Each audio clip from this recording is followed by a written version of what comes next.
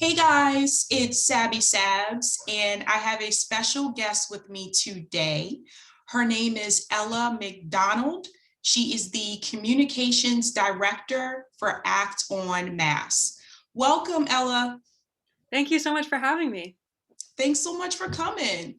All right, so before we get started, can you tell everyone what exactly is Act On Mass? Absolutely. So, Act on Mass is the leading organization in Massachusetts that's fighting for more transparency and accountability in our state house. So, we noticed that Massachusetts has this really opaque state house, and it really blocks a lot of progressive legislation from getting through.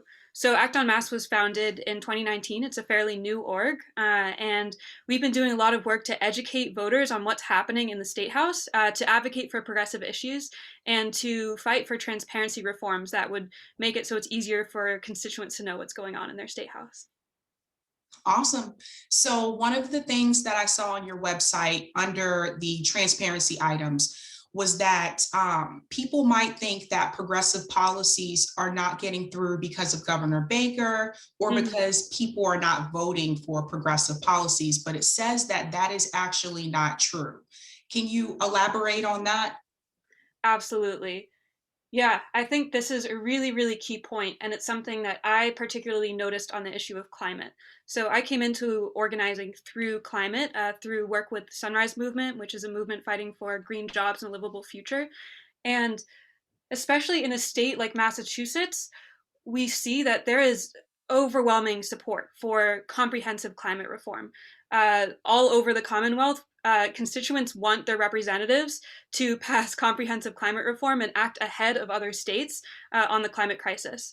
So I think in a state like Massachusetts, it's really clear that it's not this lack of support for climate crisis legislation amongst constituents that's blocking change.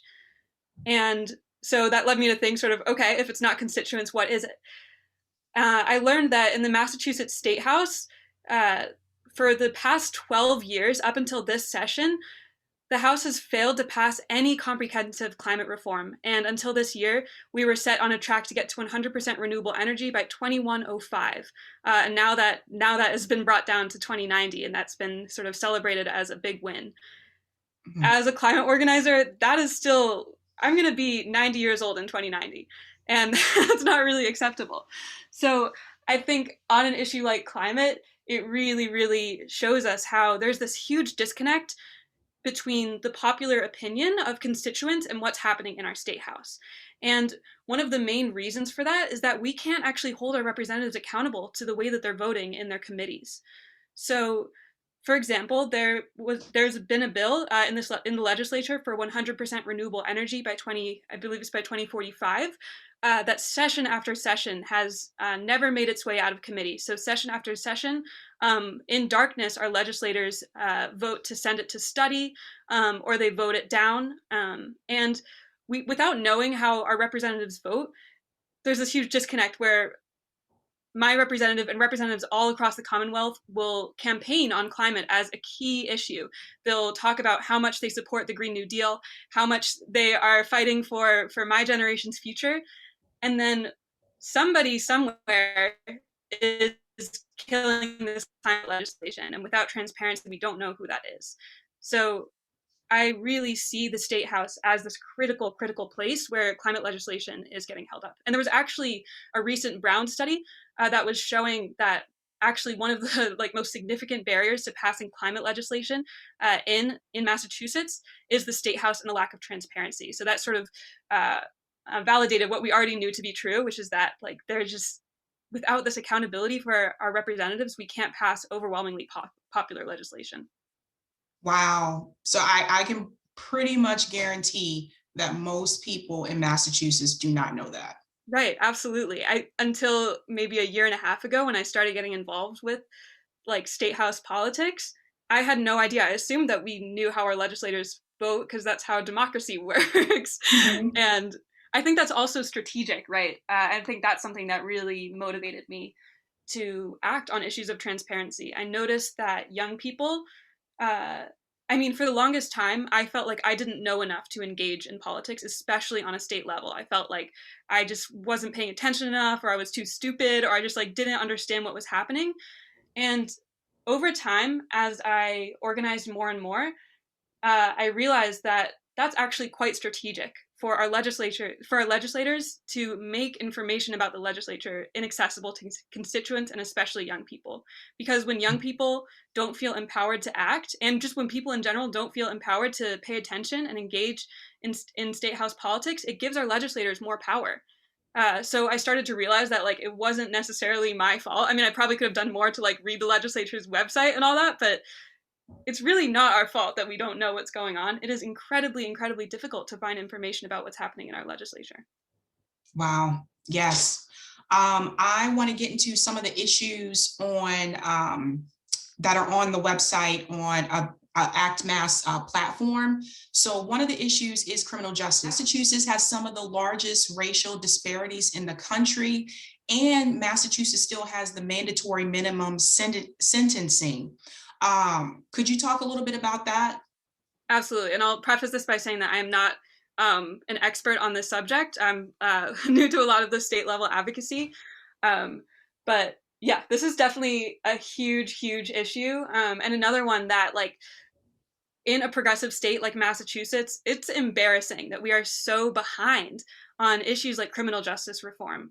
I think, especially just sort of seeing the way that uh, this summer transpired and the huge, huge historic protests in Boston and across the state for Black lives. And then to see our legislature's response to that, which was a really, really watered down police reform bill that was rushed through the legislature really fast. It was over 100 pages of legislation that our legislators and constituents had less than 48 hours to read before it was voted on. Uh, I think just points back to this problem, right, of this huge gap between what constituents believe and the values that constituents hold and what's happening in our legislature. And it has enormous consequences for the criminal justice system, for policing, for Black and Brown communities across Massachusetts. And I know, like, especially Boston. Boston is one of the most disparate state. One of the cities where like there's the biggest wealth gap between white constituents and Black constituents, and just across the board, I think people often think of Massachusetts as a progressive state, and like the reality is that we have enormous, enormous disparities, and our legislature's to blame for a lot of it. Yeah, I do remember the Boston Globe came out with that study that they did. It was a couple years ago Mm-hmm. about the net worth of white Bostonians and Black Bostonians, and it was just shocking. So for those who don't know, what they found is that the net worth of Black Bostonians was $8, and the net worth of white Bostonians was like 250K, which is a huge, huge difference. I actually didn't know until recently. Someone had shared this on a Facebook group, that a lot of people think that Boston doesn't have a police brutality problem. And I think I was one of those people, because you hear about it on the news, like with Chicago, New York, LA, Right. all the time. I didn't really hear about it on the news with Boston, but they had actually revealed that information to like our Facebook group. And I was shocked. This is something I've been reading a lot about recently. Just I think there's this interesting idea um, that is sort of deeply embedded in Massachusetts politics of we are not the problem, and I think that is really, really fascinating, and it's a really dangerous idea that that Massachusetts is this progressive haven where racism doesn't exist, where like where all these progressive issues are valued and enacted, and I think it causes a lot of people to sort of sit back or to organize in other states to say, okay, Massachusetts is set. Right, we have an 80% Democratic supermajority in our state house, so I'm going to go organize in New Hampshire, and I'm going to go organize in Iowa. I'm going to go organize in the South. But the reality is that we have huge, huge issues to deal with in Massachusetts, and police brutality is certainly one of them. Yeah. Um, so I know you mentioned the climate change. So another issue that I saw on your site is that Massachusetts had a climate change bill, but the bill was sent to a study. Yeah, Can you tell people why is it problematic when a bill is sent to a study? absolutely. I think, yeah, this is something that I didn't understand until a few months ago, really. And uh, when our legislators say that they're sending a bill to study, that means they voted in a committee essentially to delay a bill indefinitely. So, and when they say they're going to send a bill to study, it's essentially a death sentence. It means that they're going to delay action on it. Oftentimes, there's no real study happening. It's just a way of saying we're not going to vote on this right now, and it's the strategy that is used to delay action on progressive issues. And it has happened year after year with climate. And I think there's a deep irony in just if we look at climate change as this really urgent issue, right? I mean, so many of these issues are really urgent, but when we're looking at like the 10 years we have left to really, really curb our global carbon emissions to avoid the worst effects of climate change, to year after year say, okay, we're just going to push this off. We're going to kick the can down the road a little further on climate change. We're not ready to vote on this bill yet. I think there's a deep irony in that. And yeah, that's something that a lot of people don't understand. And that's one of the things also that when our legislators are voting in their committees, we don't know when they vote to send things to study. We don't know who voted which way. We don't know who is voting to send these things to study. And that's a huge, huge problem. Over in the normal legislative session, I think about half the bills are sent to study. So it's a huge, huge thing. And essentially, what that means is those bills are just being pushed further down the road. Wow, very, very surprising. Yeah. One of the other issues was education funding. So I know that the state increased the budget, but looking at the website, it said that even though the state increased the budget, it doesn't keep up with the student population. So funding would need to be adjusted. Where is that at? Do you know if the state is trying to do that? Absolutely. So I know that last fall, Act on Mass, along with a lot of teachers' unions, including the MTA and the AFT, organized this really powerful and successful campaign called Fund Our Future, which brought $1.5 billion into our public school districts. And so there have been a couple of like really big gains in the past couple of years, but I think overall our schools are extremely lacking in funding still. And the lack of funding for schools is a racial justice and is an economic justice issue, because when there's not enough state funding going to our schools, that means schools are left to rely on local property taxes to fund schools. And that results in wealthier communities. Their property taxes are obviously, they have lower property taxes and have and like will have way more funding for their schools, and it means that a lot of our schools that are in underserved regions don't have the funding they need. Yes, indeed. I noticed when I went into Boston public school system, I was kind of shocked at some of the things that I saw in reference to resources. Mm-hmm. And the reason why I say that is because everyone knows like Massachusetts is number one in the country for public education. But I think what people don't realize is that's the state as a Right. whole. That's not, you can still go into schools Absolutely. in Boston, in Lawrence, and you see like the disparities, and you see that a lot of these schools are still under resourced. And it seems like the solution seems to be let's make more charter schools. And I'm not like a fan of charter schools because kids have to test into it and they Right. have to get in, and then they only take basically the smartest kids from those schools to Absolutely. put them into the charter schools. So the other schools are left at or the other students are left at the underfunded schools. So I Absolutely. don't feel that charter schools is the answer, but for some reason they are continuing that, and that's becoming a thing too. Absolutely. And I think, yeah, you make such a good point with Massachusetts being sort of number one in public education. I think it, again, is this issue of framing. Massachusetts is also seen as one of the wealthiest, it's one of the wealthiest states with the highest GDP. And like, if we connect that back to the gap in net wealth between white Massachusetts residents and Black Massachusetts residents, we see a similar thing in the school system, where we can look at it as like Massachusetts is number one in public education, or we can look at it as Massachusetts is one of the most unequal states for education, where there's this huge gap in funding for our schools, and it's a huge, huge issue. And something else on the issue of education that I think is important, something that I learned recently. So I grew up in New Jersey, and in the public school system, and I remember my teachers had a really, really powerful teachers union, and would often go on strike to, like, when their contracts weren't being renewed.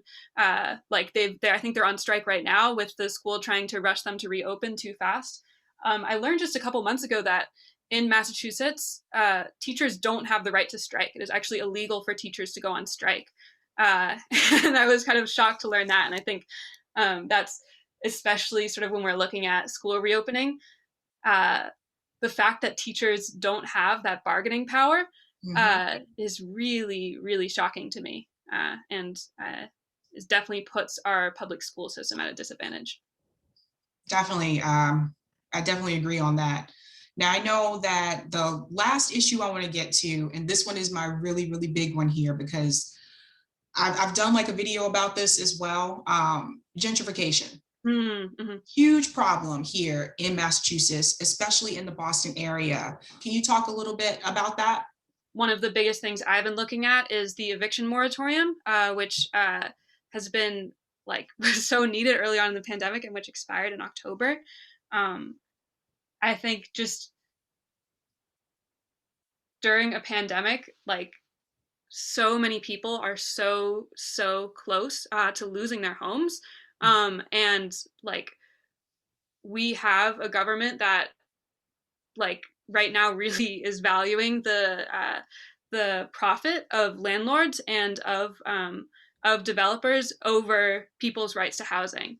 And we've seen, I live in Somerville, and it's a community that has been gentrified so fast. And right now we do have an eviction moratorium in Somerville, but it's a huge issue, and we've a big homeless population in Somerville, and just like, we have, yeah, it's such an important issue. And I think it's something that when you're living in the Boston area, you see signs of it all around you. You see signs of gentrification all around you. Definitely agree. It's interesting. I actually just left the Somerville area. Oh yeah. I lived in Somerville too. And during the pandemic, one of the apartment buildings right up the street from us, there were people out there protesting because the landlord doubled the rent during a pandemic, which they weren't supposed to do that anyway, because Mayor Curratone had said, like, no, you can't increase like the rent, but somehow they got around that. These are young people, like, some are young professionals, some are students, and all of a sudden you're going to increase their rent during a pandemic. And for those who don't know, rent is very expensive here. It's not just Boston, Somerville, Cambridge. I'm talking one bedrooms over $2,000 a month, and that may not even be a nice one bedroom. Just to be clear. So gentrification, the housing and gentrification here go together hand in hand, because I feel like when I came to Boston like 9 years ago, I met more people who lived in Boston that were from Boston.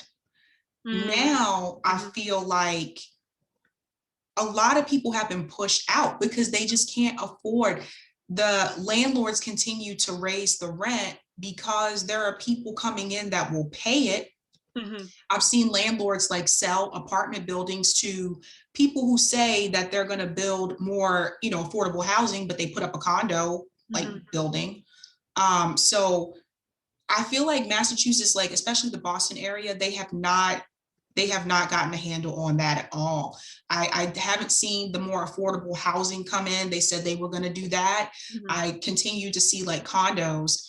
And I was talking to someone about this recently in comparison to San Francisco, about how San Francisco has these tent communities. Mhm. And if something doesn't change with the housing issue in Boston, God forbid we're headed in that direction.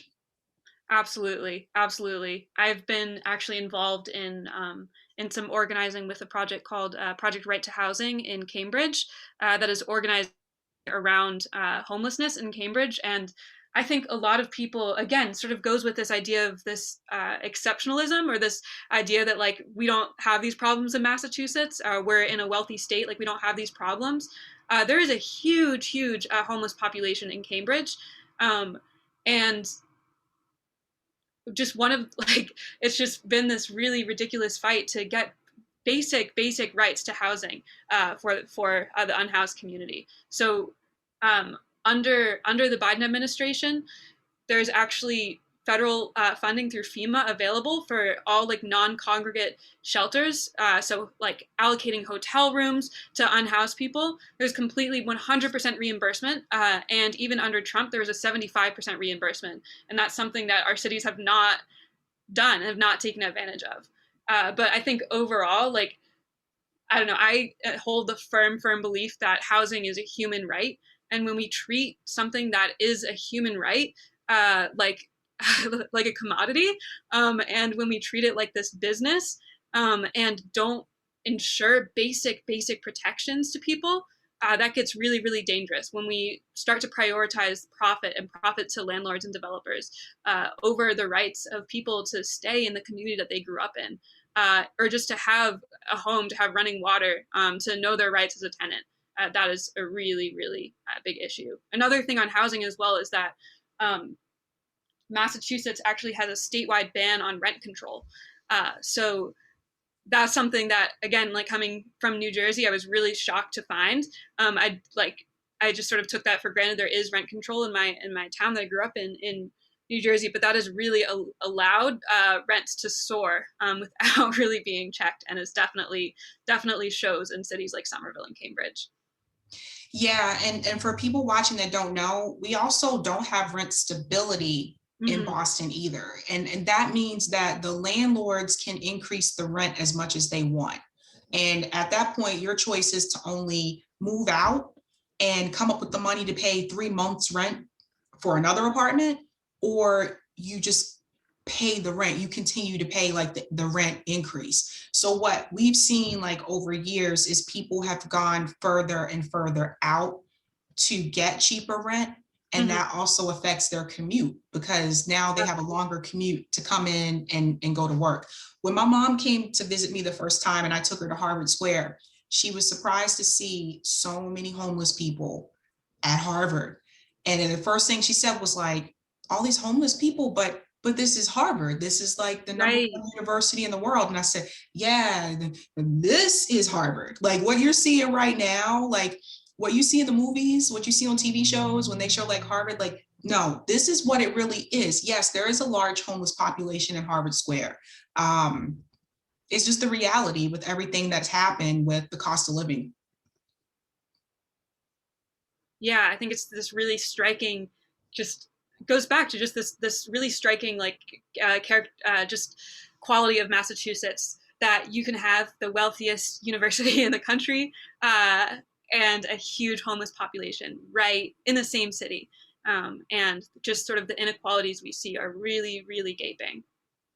Yep. All right, Ella, I have one more question for you. All right, so for people who will see this and want to get involved with Act on Mass, what should they do? Absolutely. Thank you for asking this question.